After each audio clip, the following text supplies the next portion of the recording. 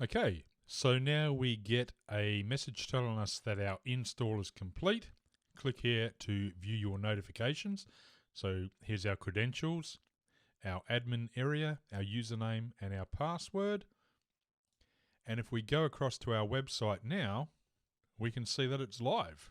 It doesn't look that great, doesn't look like a great website, but it is here and it is live. I don't know why that's saying May 14, 2015, because it's actually now September 2015. So that's okay. We're going to change that in a second. So our site is live. Now, in order to make some changes to this website, we need to log in to the back end of the WordPress site so we can make some changes to it.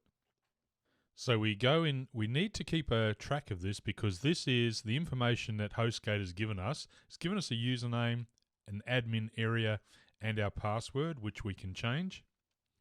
So if we open up what this is, so brentprice2.com is obviously the website. brentprice2.com/WP-admin, which is WordPress admin, is the area that we need to go into to change the website settings. So I can click on that, open in a new link. So that is the WordPress. This is the back end of the website. It's asking me for my username, which I know is admin. And it's asking me for the password, which is this one here, which I'm going to change.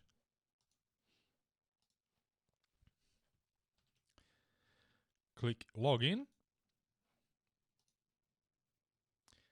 And now I'm in the WordPress area or the back end dashboard of my website. I can close this one down now. So this is the actual website. And this is the admin area of the website. Now, the first thing I'm going to do is change my password to something that I can remember. So I'm now in the admin area of the website and I'm editing my profile. Here's my username, which is admin, which cannot be changed. First name, last name. I'm going to generate a new password. I'll hide that. It's a strong password and I'm going to update my profile.